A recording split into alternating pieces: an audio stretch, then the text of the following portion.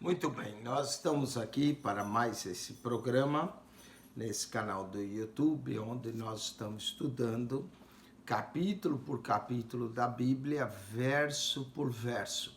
Quando nós concluirmos esse trabalho todo, você terá um comentário bíblico, tipo vídeo, onde você pode, de repente, dirigindo para o seu trabalho, ouvir, aprender mais a palavra de Deus, ou de repente na calma da sua casa, numa noite que não tem igreja, você liga esse vídeo, assiste, ou antes de dormir, meditando na palavra de Deus. Você pode estudar esses vídeos sistematicamente, capítulo por capítulo, ou você pode estudar um capítulo que você leu na Bíblia, está numa dúvida, quer consultar, vai lá e de repente vê o nosso comentário.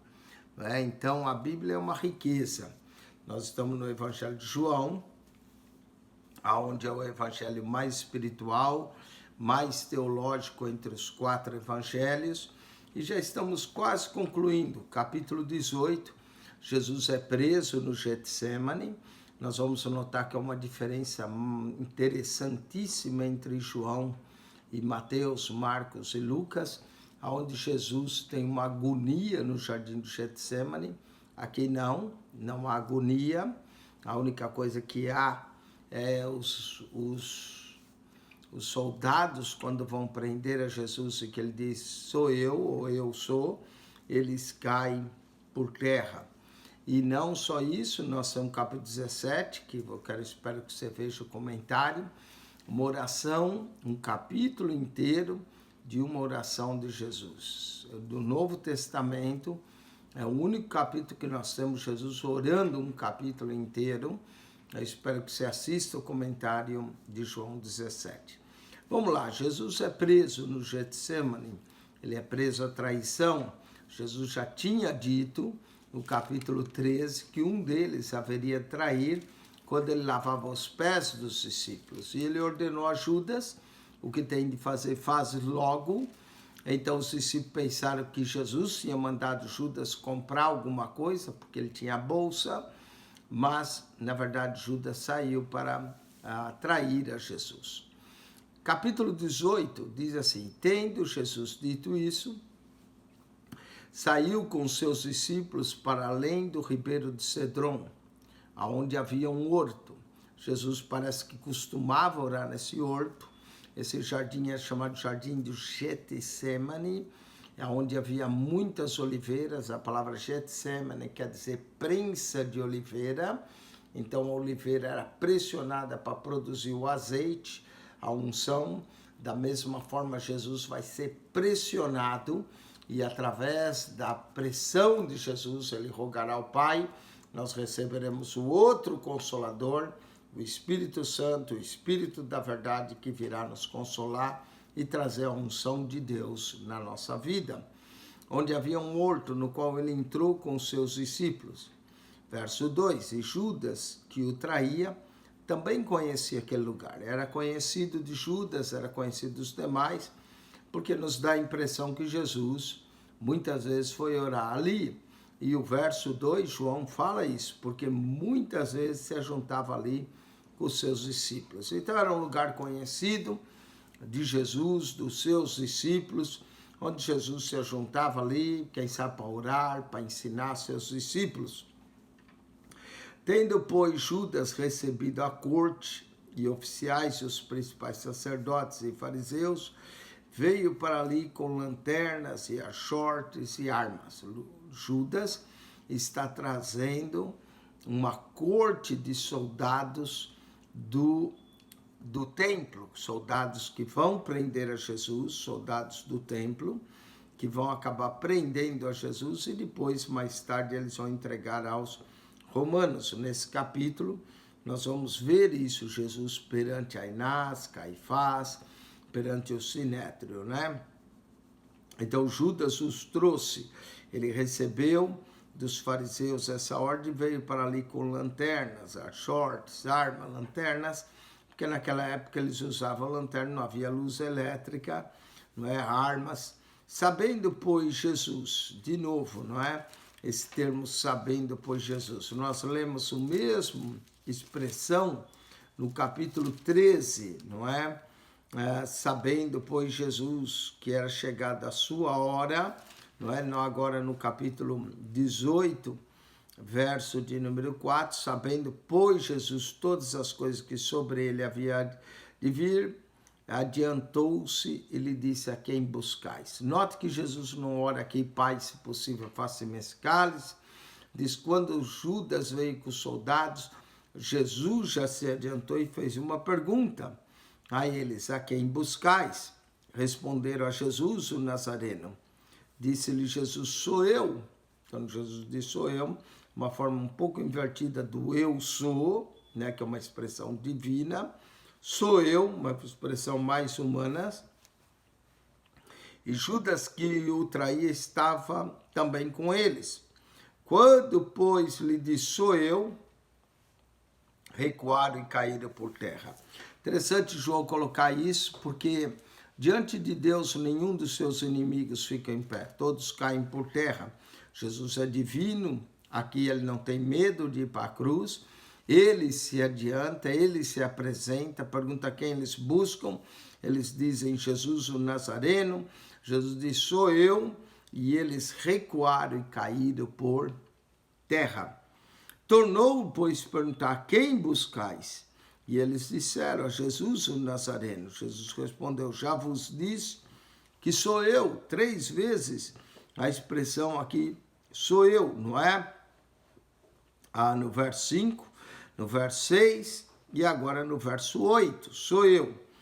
Pois me buscai a mim, deixai ir a esse. Note que Jesus defende os seus discípulos, disse: vocês buscam a mim, deixam eles ir. Jesus vai dar a vida pelos seus discípulos, conforme ele diz no capítulo 15, ninguém tem amor maior do que esse, dar a sua vida pelos seus amigos, não é? Ele está dando a vida pelos discípulos, nós todos. Jesus dá a vida, ele defende-nos, para se cumprir a palavra que tinha dito: dos que me desse, nenhum desse perdi. Capítulo 17, João ora, na oração de Jesus, que João registra, não é? Ele diz que dos que me desse, nenhum perdi. Jesus defende seus discípulos, vai estar pronto para morrer por eles, se identifica como aqueles a quem ele buscam. Sou eu, e dos que me desse, nenhum deles perdi. Verso 9. Então Simão Pedro, que tinha uma espada. A pergunta que sempre surge é: o que Simão fazia com uma espada? Simão não era soldado, de acordo com o que nós entendemos dos evangelhos, ele era discípulo, pescador. Era mais sentido Simão ter uma rede na mão e não uma espada, não é? Mas é que Simão Pedro, que tinha uma espada, desembainhou e feriu o servo do sumo sacerdote, cortando-lhe a orelha direita. Aqui eu vou ter que parar um pouco para explicar esse detalhe, porque é um detalhe interessante. Cortou a orelha direita. Presta atenção, se Simão foi de frente com o homem, Simão trazia a espada, olhando de frente assim, Simão trazia a espada na mão direita. O certo de cortar, se Simão vem de frente, é cortar essa orelha aqui é a esquerda. Mas Simão cortou essa, a não ser que Simão era destro, destro não, canhoto, né? Destro, ele tinha que cortar essa orelha, porque ele está de frente. Note que se ele é canhoto, aí faz sentido cortar a orelha direita. Mas eu vou sugerir para você que a ideia de Simão não era cortar a orelha. A ideia de Simão era dar com a espada na cabeça do homem. Então, quando o Simão puxa da espada com a sua mão direita, e agora o homem está de frente, aí ele vai dar. Note que pela lógica é cortar a esquerda, mas quando ele veio com a espada, o homem desviou a cabeça, certamente viu, e acertou só a orelha direita. O homem tem que ter inclinado assim, para desviar da espada na cabeça e acertar a orelha, porque a intenção de Simão não era a orelha, a intenção era cortar logo a cabeça, não é? Mas o homem certamente, quando viu a espada desembainhada, ouviu o barulho da lâmina, ouviu a tocha, naturalmente inclinou a cabeça para que a espada não lhe pegasse, ele acertou a orelha, nesse caso, direita, né? Ele inclinou para esse lado, a orelha direita, porque Simão veio de assim, acertou-lhe a orelha direita. E o nome do servo era Malco. Até João teve cuidado de registrar o nome desse servo, que era Malco. Não é? Mas Jesus disse a Simão, mete a tua espada na bainha. Jesus vai repreender a Simão. Não é? A única espada que o crente deve carregar é a palavra de Deus, que é a espada do Espírito. Crente não é para andar com espada, com revólver, com arma dessas coisas, não. Crente deve andar com a espada do Espírito. Mete a tua espada na bainha, não beberei eu do cálice que o Pai me deu. Apesar do Evangelho não ter escrito em João, Pai, se possível, faça-me esse cálice, João ainda menciona que Jesus ia beber desse cálice que o Pai me deu. João não contém nenhuma oração de Jesus pedindo para ser livre. O que João contém um capítulo inteiro da oração sacerdotal de Jesus, mas João mostra claramente que Cristo não tem medo de ir para a cruz, Cristo está disposto a morrer pelos nossos pecados. E a única menção do cálice se encontra em João 18:11. Não beberei eu do cálice que o Pai me deu. Então Cristo está disposto a obedecer, a beber esse cálice, cálice de sofrimento, cálice da sua morte, da sua crucificação. Então a corte e o tribuno e os servos dos judeus prenderam Jesus e o manietaram. Quer dizer, manietaram, amarraram-lhe as mãos, não é? Prenderam a Jesus. Jesus teve tanto tempo com eles, eles nunca o prenderam. Agora eles pegaram Jesus à traição, prenderam Jesus, manietaram, como o cordeiro que era manietado para ir para o matadouro. E conduziram primeiramente a Anás, por ser sogro de Caifás. Dá a impressão que Anás, com certeza por ser sogro, era bem mais velho que Caifás, não é? E Anás parece que era o sumo sacerdote que já tinha aposentado e passado para o seu genro, o sumo sacerdócio. Diz assim, conduzido primeiro Anás, por ser sogro de Caifás, que era sumo sacerdote daquele ano. Então Caifás que era o sumo sacerdote, mas Anás, devido ao respeito, devido à consideração, trouxeram Jesus perante Anás. Anás era bem mais velho que Caifás. Anás certamente tinha uma palavra para dizer sobre tudo aquilo. Ora, Caifás era aquele que tinha aconselhado os judeus, convinha que um homem morresse pelo povo. Isso aconteceu no capítulo 11, quando eles estão preocupados pelo fato de Jesus ter ressuscitado a Lázaro, e disseram lá no capítulo 11 que que nós vamos fazer? Se deixarmos esse homem viver, todos crerão nele, virão os romanos e tirarão o nosso lugar e a nossa nação. Era o capítulo 11, verso 48. E Caifás, um deles, no 49, que era sumo sacerdote daquele ano, lhes disse, vós nada sabeis. Verso 50, 11:50, nem considerais para que convém que um homem morra pelo povo e não pereça toda a nação. E o verso 51 diz, ora, ele disse isso não de si mesmo, mas sendo sumo sacerdote naquele ano, profetizou que Jesus devia morrer pela nação. Agora no capítulo 18, verso 14, nos lembra o que Caifás falou atrás, dizendo, ora, Caifás era aquele que tinha aconselhado aos judeus, convinha que um homem morresse pelo povo. Ou seja, é melhor que um homem, vós nada sabeis, é melhor que um homem morra do que a nação toda pereça. E Simão Pedro, outro discípulo, seguiam a Jesus. Simão já foi repreendido pelo Senhor para meter a espada na bainha. Jesus é preso, Jesus tinha deixar ir, mas Simão decide seguir a Jesus. Vai voltar no capítulo 13, a previsão de Jesus, capítulo 13, verso 38, onde ele disse para Simão, tu darás a tua vida por mim? Na verdade, te digo que não cantará o galo, enquanto me não tiveres negado 3 vezes. E Simão e o outro discípulo, pode ser João, seguiram a Jesus, e esse discípulo era conhecido sumo sacerdote.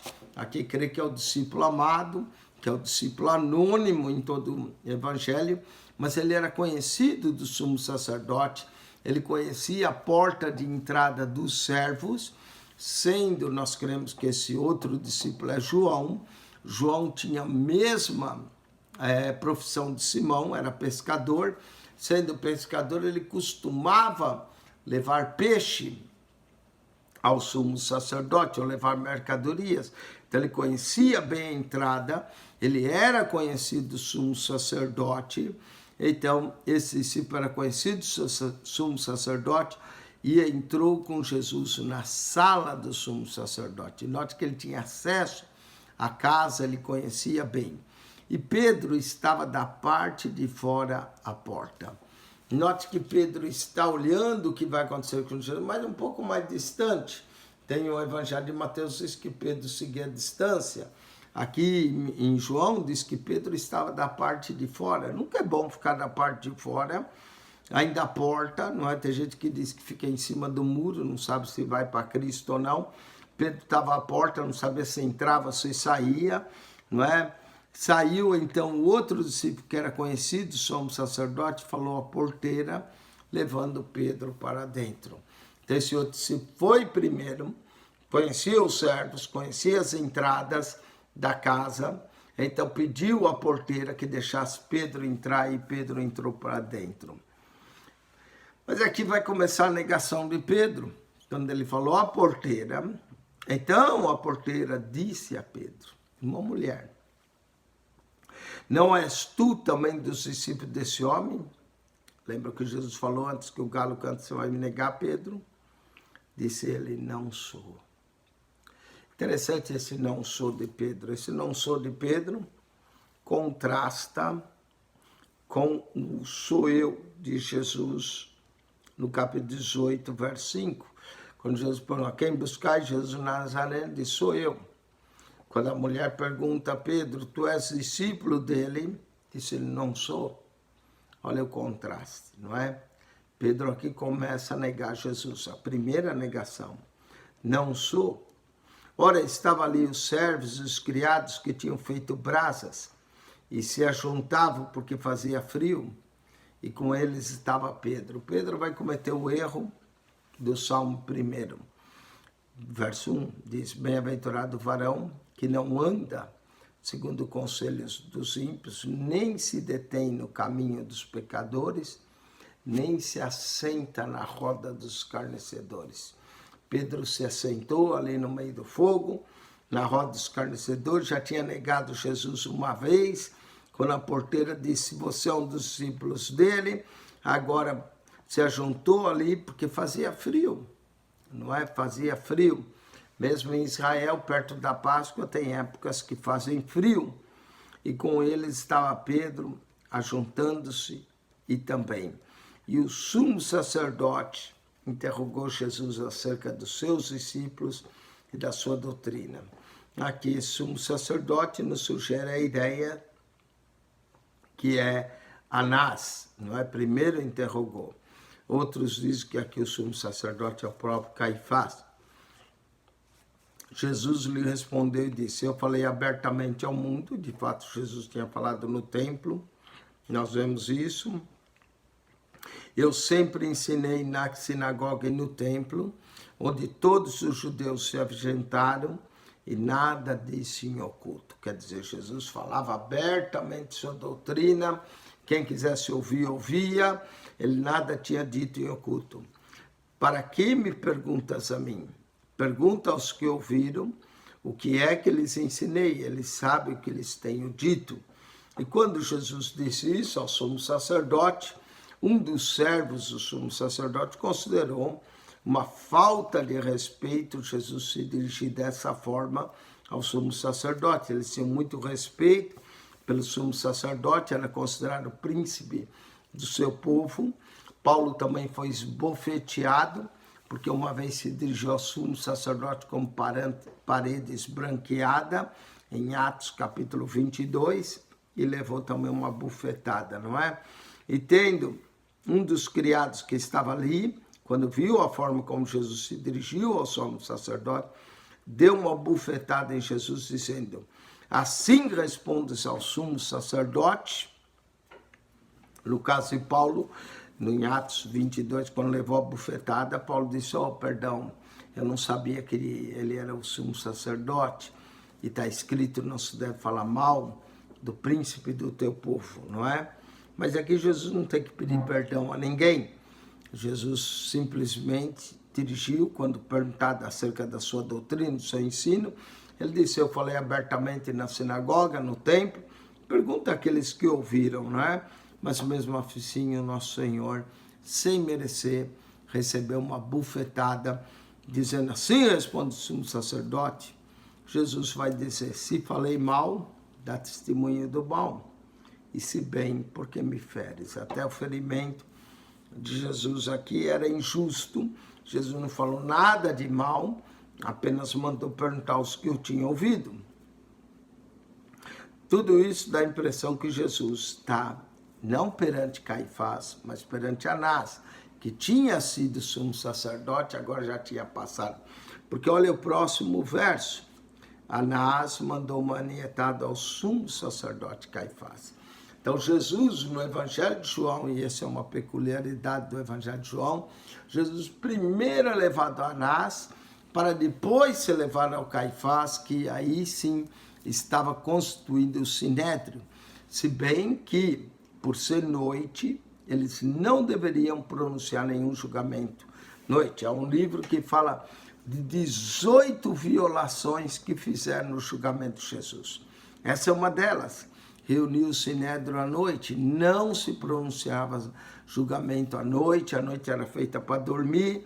Anás manda Jesus, Anás não teve nenhuma posição, ouviu, fez algumas perguntas a Jesus, e acaba mandando Jesus manietado ao seu genro, o sumo sacerdote Caifás. Verso 24. E Simão Pedro, lembra que Simão já tinha negado diante da porteira. A porteira perguntou: você é um dos discípulos dele? Ele disse: não sou. Agora Simão está se aquentando ali naquela fogueira, estava um pouco de frio, ele está lá na roda, né? Podemos dizer igual Salmo 1, de na roda dos escarnecedores. E Simão Pedro estava se aquentando, disseram, pois: não és tu um dos seus discípulos? Lá vai Simão de novo, aquele que dizia que estava pronto a morrer pelo mestre. Negou Jesus diante da porteira, agora sentado lá na roda dos escarnecedores, podemos dizer assim, se aquecendo, quando um deles se dirige a ele: não és tu um dos seus discípulos? Ele negou e disse: não sou. Segunda vez. Negou diante da porteira, agora lá na roda dos escarnecedores, se assentado para se aquecer do fogo, quando alguém lhe dirige a palavra, segunda vez Simão negou. Por que Simão negou? Porque Simão, na verdade, tinha medo de morrer com Jesus, não é? Mais tarde ele vai acabar até morrendo, e de acordo com a tradição, por isso ficar de cabeça para baixo. Mas aqui ele ainda é novo, ele tem medo de morrer.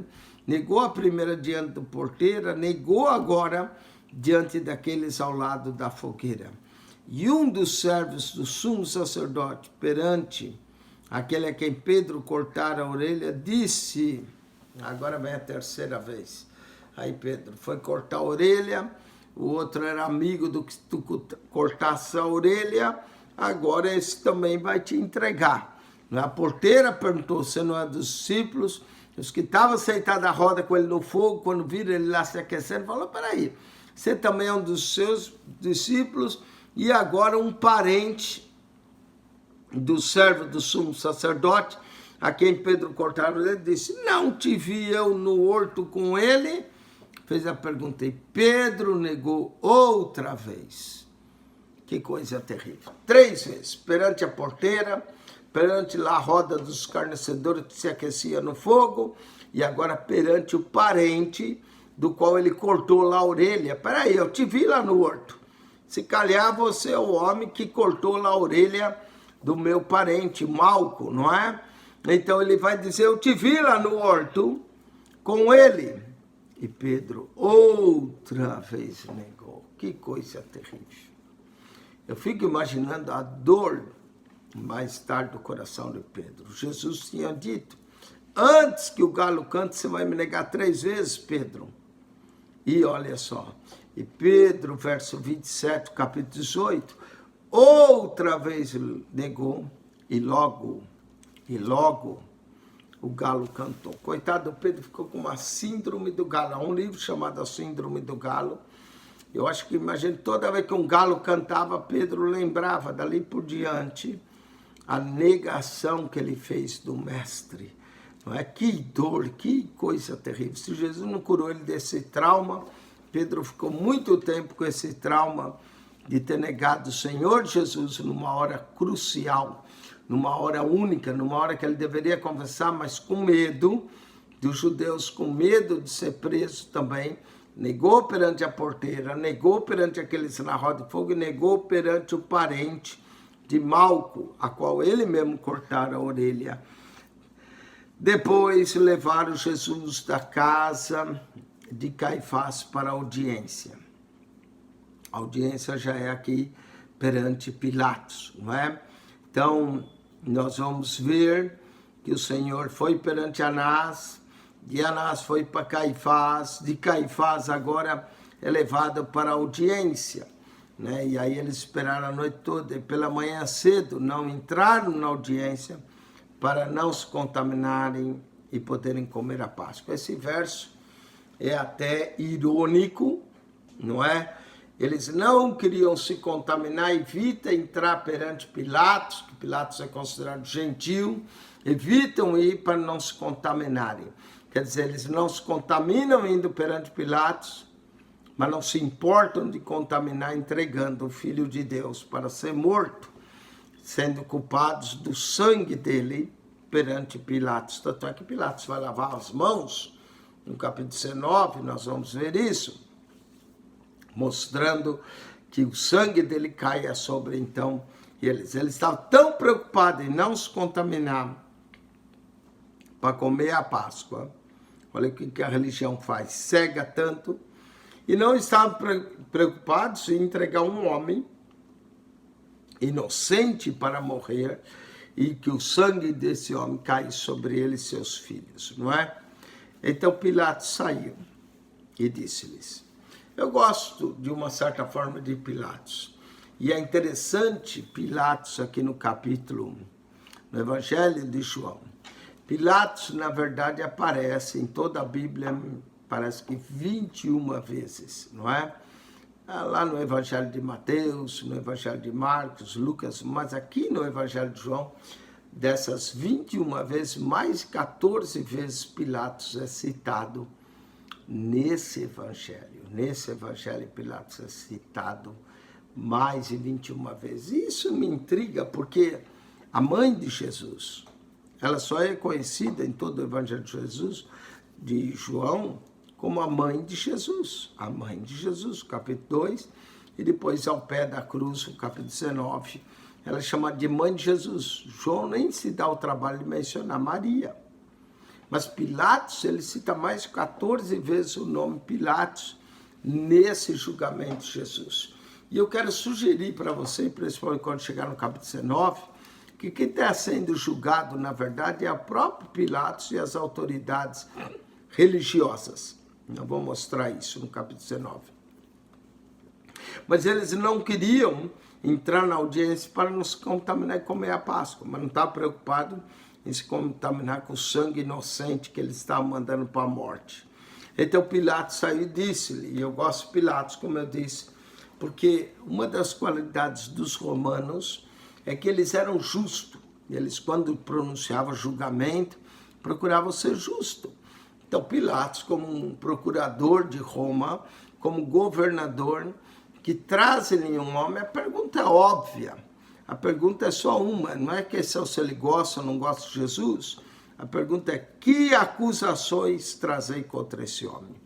Aqui tem a ironia mesmo, Pilatos querendo saber a acusação, E eles não têm. Você vai ver que a resposta deles, não existe uma acusação formal para Jesus. Então, o julgamento de Jesus aqui é totalmente ilegal. Primeiro, ele é feito à noite. Eles agora levam Jesus perante o governador, sem uma acusação formal do que Jesus fez de mal. E Pilatos quer saber, diz Pilatos, que acusação trazer contra esse homem? Veja a resposta deles. É interessante, verso 30. Responderam e disseram: se esse não fosse malfeitor, não te entregaríamos. Malfeitor quer dizer que fez o mal. Mas qual o mal que ele fez? Ele matou alguém? Qual o mal que ele fez? Eles só dizem a Pilatos uma acusação superficial para ludibriar o governador. Disseram, se esse não fosse malfeitor, mas qual mal que ele fez? Jesus não fez mal nenhum a eles. Se esse não fosse malfeitor, não te entregaríamos. Qual foi o mal que ele fez? Ressuscitar Lázaro, curar o cego de nascença, levantar o paralítico 38 anos. Foi esse o mal que eles chamam de mal? Que eles atribuíram que quando Jesus curou o cego, levantou o paralítico, mandou carregar a cama, que Jesus estava violando o sábado. Então, qual era o mal? Jesus ter violado o sábado? Respondendo, disseram, se esse não fosse malfeitor, não te entregaríamos. Disse, pois, Pilatos, levai e julgai segundo a vossa lei. Já que ele é malfeitor, por que vocês trazem ele para mim? Leva, julga entre vós segundo a vossa lei. Eles disseram, então, os judeus, a nós não é lícito matar pessoa alguma. Interessante, Jesus nem tinha sido julgado. Eles não trazem uma acusação formal perante Jesus. Olha as irregularidades. Primeiro, reuniram o Sinédrio à noite e não reuniram todo, parte do Sinédrio. Segundo, trazem a Pilatos sem uma acusação formal, só dizendo que ele é malfeitor. Isso é circunstancial. Terceiro erro deles aqui, quando Pilatos manda eles julgar a Jesus, no verso 31, a resposta deles é, nós não é lícito matar pessoa alguma. Quer dizer, eles já tinham determinado a sentença antes do julgamento, já achavam que a sentença de Jesus deveria ser sentença de morte.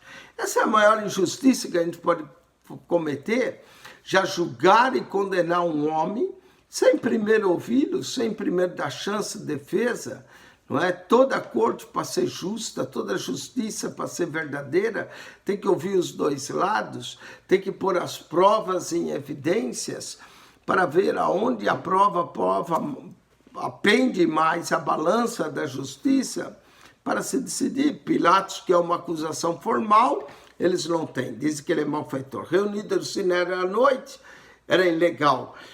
Não reuniram todo o Sinédrio e agora já decide a sentença de Jesus sem julgamentos, não é? Quando Pilatos manda ele julgar, e Pilatos está tentando escapar desse julgamento também, que nós vamos notar no final do capítulo 18 e duas vezes no capítulo 19, Pilatos vai dizer que não acha em Jesus crime algum. Então, como é que um homem que não acha crime algum em Jesus manda ele para a morte, não é? Então, eles já tinham determinado a morte de Jesus. Disseram então os judeus, a nós não é lícito matar pessoa alguma. Está vendo? Já tinha determinado que tinha que ser pena de morte. Para que se cumprisse a palavra de Jesus que tinha dito, significando que morte havia de morrer. Morte de cruz, uma morte cruel é a que Jesus vai morrer pelos nossos pecados. Tornou, pois, a entrar Pilatos na audiência. Quer dizer, Pilatos foi lá fora falar com eles, agora volta para a sala de audiência e chamou a Jesus. A única acusação que Pilatos talvez ouviu é que Jesus se pronunciava rei. Pilatos chama Jesus e diz para ele, tu és o rei dos judeus, verso 33. Pilatos voltou lá dentro, não havia nenhuma acusação. Talvez a única que ele ouviu de forma superficial que Jesus se proclamava rei. E Pilatos então chama Jesus e pergunta, tu és o rei dos judeus? Pilatos sabia que tinha Herodes lá, que se proclamava rei. Pilatos só chama Jesus e faz essa pergunta: tu és o rei dos judeus? Olha a resposta de Jesus. Tu dizes isso de ti mesmo, outros te disseram de mim. Pergunta maravilhosa, não é? O que nós pensamos em Jesus ou cremos em Jesus, não devemos dizer porque outros disseram. Devemos chegar à nossa própria conclusão acerca de Jesus, quem ele é. Quando Pilatos pergunta a Jesus para ver se obtém uma acusação formal ou algo que ele possa acusar o mestre, ele pergunta a Jesus: tu és o rei dos judeus? E a resposta de Jesus é mais maravilhosa. Jesus não disse nem que era, nem que não era. Jesus queria saber a origem da revelação de Pilatos. Jesus pergunta a Pilatos: tu dizes isso de ti mesmo? Claro que se Pilatos dissesse isso de si mesmo, tinha muito mais valor, honra para o próprio Pilatos. Tu dizes de ti mesmo ou disseram outros de mim? Pilatos vai ser até um pouco mal criado, respondeu: porventura sou eu judeu? Claro que ele não era, ele era romano. Porventura sou eu judeu? A tua nação e os principais sacerdotes se entregaram a mim, que fizesse? Lembra que Pilatos saiu lá fora para perguntar que acusação vocês trazem? Disseram, ele é malfeitor. Pilatos ouviu por cima que ele tinha se proclamado rei.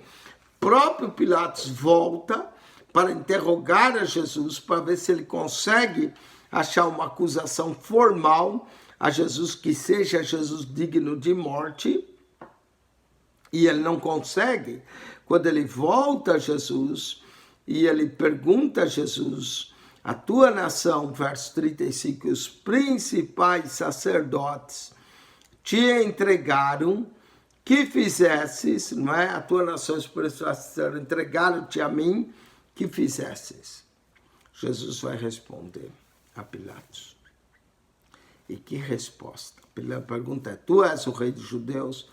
Jesus não vai só dizer de uma forma indireta que ele é o rei, mas ele vai nos dar uma descrição desse reino de Deus. Respondeu Jesus: o meu reino não é desse mundo. A primeira coisa que nós aprendemos do reino de Deus é que ele não é desse mundo. Ele é de fora. Aqui na terra os homens governam, reinam, roubam, fazem de tudo, não é? Mas Jesus, o reino dele é eterno. Olha só, o meu reino não é desse mundo. Se o meu reino fosse desse mundo, lutaria os meus servos para que eu não fosse entregue. Agora faz sentido Pedro ter uma espada, não é? E querer lutar. Mas mesmo assim Jesus disse: o meu reino não é desse mundo. Se o meu reino fosse desse mundo, lutaria os meus servos. Nesse caso, os servos são os discípulos, apesar que todos fugiram. E ainda para ajudar Pedro nega, para que eu não fosse entregue aos judeus. Mas agora, o meu reino não é daqui. Foi a resposta de Jesus a Pilatos. Disse-lhe Pilatos: logo, tu és rei? Pilatos, de alguma forma, parece que pegou o que Jesus falava e vai dizer: logo, tu és rei? Jesus respondeu. Presta atenção, que resposta. Que oportunidade Pilatos teve de ter em frente dele o rei dos reis, o homem maior do que o imperador, maior do que aquele que estava sentado sobre o trono Tibério César. Lá estava Jesus. Jesus vai dizer: o meu reino não é desse mundo. Se fosse, não lutaria. Quando Pilatos disse, verso 37, logo tu és rei, Jesus respondeu: tu dizes que eu sou rei. Jesus não estava falando dele mesmo. O próprio Pilatos chegou à conclusão que Jesus era rei. Tu dizes que eu sou rei. Eu para isso nasci, para isso vim ao mundo, a fim de dar testemunho da verdade. Jesus fala da verdade. Pilatos ouviu isso: todo aquele que é da verdade ouve a minha voz. Jesus testifica porque ele é a própria verdade. Eu sou o caminho, a verdade e a vida. não é? Suas palavras são verdade e vida, são vida e espírito, não é? Tudo isso nós vamos encontrar a definição no Evangelho de João para a palavra de Jesus. Para dar testemunho da verdade, todo aquele que é da verdade ouve a minha voz. Quer dizer, se Pilatos não ouviu, Anás não ouviu, Caifás não ouviu, é porque não eram da verdade, estavam ainda em trevas, não é? Nicodemos teve a curiosidade de vir ouvir a Jesus. Mas ele vai dizer, todo aquele que é da verdade ouve a minha voz. Não é todo que é da verdade, porque eu vim ao mundo a fim de dar testemunho da verdade, e todo aquele que é da verdade ouve minha voz. Disse Pilatos, a pergunta do Pilatos é tremenda, que é a verdade? Que é a verdade? Quando eu estive na Inglaterra, eu visitei um museu britânico, e lá no Museu Britânico existe a cópia mais antiga desse Evangelho de João. Só um pedacinho assim que acharam, em meio aos rolos, porque eram rolos, abria e fechava, então datada do ano 150 do Evangelho de João. E o pedacinho que se encontra no Museu Britânico, em grego, escrito do Evangelho de João, é exatamente João 18, 38. Se um dia você for a Londres, quiser visitar, vá. E essa pergunta de Pilatos, que é a verdade? E essa é uma resposta que o Evangelho de João tenta dar. Diz em João 3,33 que Deus é verdadeiro. Diz-nos em João 14,6 que Jesus disse, eu sou o caminho, a verdade e a vida, e ninguém vem ao Pai. Mas também lemos em João 17, mas vamos ler antes do 17, começa no 14,17, e no 15:26 e no 16:13, eu estou dando as referências, capítulo 14, verso 17, capítulo 15, verso 26 e capítulo 16, verso 13, que o Espírito que há de vir é o Espírito da verdade, e no 16:13 diz que ele nos guiará em toda a verdade. Então o que é a verdade? Deus é verdadeiro, João 3,33. Jesus é a verdade, João 14,6. O Espírito é o Espírito da verdade, João 16,13. E João 17, que eu considero o verso principal do capítulo 17, Jesus diz, Pai, santifica-os na verdade, a tua palavra é a verdade. Então presta atenção, Deus é verdadeiro, Jesus é a verdade, o Espírito é o Espírito da verdade. A palavra de Deus é a verdade. E por último, João 21:25 diz que esse é o testemunho do discípulo e o seu testemunho é verdadeiro. Então, Pilatos faz a pergunta, o que é a verdade? Mas não ficou para ouvir a sua resposta. E dizendo isso, voltou até os judeus e disse-lhes. Presta atenção, Pilatos perguntou, mas não ficou para ouvir a resposta. E disse, voltou aos judeus e disse, primeira vez também, verso 38, não acho nele crime algum. Essa é a primeira vez que Pilatos disse, depois de interrogar Jesus, depois de falar com Jesus, ele diz que não acha em Jesus crime nenhum de morte. Na segunda vez que ele vai falar, capítulo 19, verso 4, para que saibas que não acho nele crime algum. E finalmente 16, verso 19:6, ele diz, vendo os principais sacerdotes gritaram, crucifica, crucifica, diz Pilato, tomai vós e crucificai, porque eu nenhum crime acho nele. Presta atenção, Pilatos diz 3 vezes que Jesus era inocente.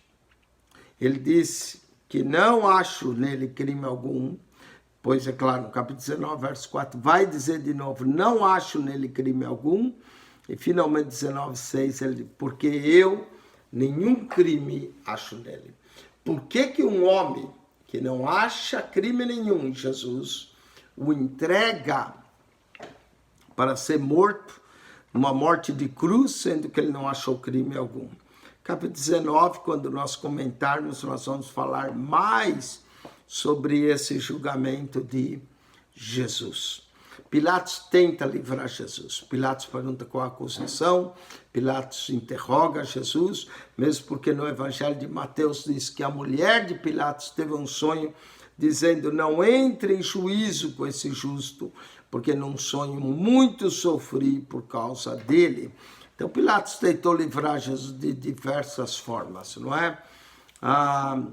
Verso 39, Pilatos vai tentar mais uma forma de livrar Jesus. Capítulo 19, Pilatos vai mandar açoitar a Jesus para livrar a Jesus. Eu vou falar mais quando nós entrarmos no capítulo 19. Mas, olha, a última, não a última, mas uma das mais tentativas entre muitas de livrar a Jesus. Mas vós, tendo por costume que eu vos, por alguém, ocasião da Páscoa, vos solte um preso, não é? Era um costume da época, era festa, o governador tinha o poder de soltar um preso e ele vai usar isso daí para tentar livrar a Jesus. Mas vós, tendo por costume que eu vos solte alguém por ocasião da Páscoa, quereis, pois, que eu vos solte o rei dos judeus? É a pergunta do Pilatos. Então todos voltaram a gritar dizendo: esse não, mas Barrabás. E João comenta, verso 40, que Barrabás era um salteador. Olha só, a humanidade, quando se vê diante, a humanidade, os judeus naquela época, quando se vê diante de uma das maiores escolhas que eles podiam fazer, Jesus e Barrabás, vão escolher Barrabás. Interessante o nome Barrabás, vale a pena falar isso. Bar, em aramaico, quer dizer filho. Abás é o nome. Ou Rabás, né? Bar, porque é Barrabás, né? Com 2 R. Bar é filho, Rabás é o nome do pai dele. Então, Barrabás não é nome próprio, Barrabás é nome do filho, né? Está falando filho de Abás. É isso o sentido do nome Barrabás. Então, não pense que Barrabás é nome próprio. Pelo seu Abás, que significa pai, né? Da onde vem Abraão também, mostra-nos que o nome dele era um nome judaico. Então, provavelmente Barrabás era judeu, talvez zelote, que promovia a revolução pela espada. Diz que Barrabás era um salteador, não é? Que ele estava preso, mas justamente Pilatos viu a oportunidade de soltar Jesus perante a festa da Páscoa, oferecendo: quem que vocês querem? Que eu solte Jesus, o rei dos judeus, o vosso rei, ou que eu solte a Barrabás? Mas ele não tinha intenção de soltar Barrabás.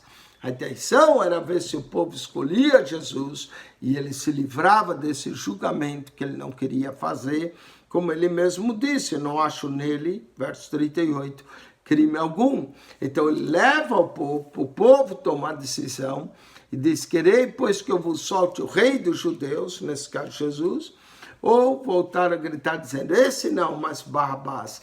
E Barrabás era um salteador. Barrabás, filho de Abás. O que é interessante, traduzindo Barrabás, o nome dele significa filho do pai. E Jesus não é o filho unigênito do pai? Não é que todo esse evangelho nós falamos que a palavra pai aparece mais de 120 vezes, associado com filho, que também aparece perto disso. Então, de um lado, nós temos Barrabás, o filho do pai. E do outro lado, nós temos o filho unigênito do pai, Jesus. Pilatos diz: a quem vós quereis que eu solte? E o povo diz: este não, mas Barrabás. E Barrabás era um salteador. Essa é a descrição de João. Muito bem, o julgamento de Jesus vai continuar no capítulo 19, mas como aqui nós estamos fazendo capítulo por capítulo, eu vou parar aqui no verso 40. Quando eu voltar no capítulo 19, eu vou retroceder uns versos para dar contexto no capítulo que se segue, porque é sempre bom entender como termina um capítulo, como inicia o outro na Bíblia, porque é uma continuidade. A divisão de capítulos e versos foi feita mais tarde, quando João escreveu direto o seu evangelho. Amém? Então, Barrabás era um salteador, o julgamento continua no capítulo 19. Quem esteve convosco, mais uma vez, pastor Eugênio Piacentini, para mais esse programa nesse canal, do YouTube, cujo objetivo é abençoar a sua vida. Assista os demais programas, assista o que nós vamos fazer, que a graça de Jesus seja contigo, o amor de Deus e a rica consolação do Espírito Santo com todos vós. Deus vos abençoe ricamente em Cristo Jesus. Amém.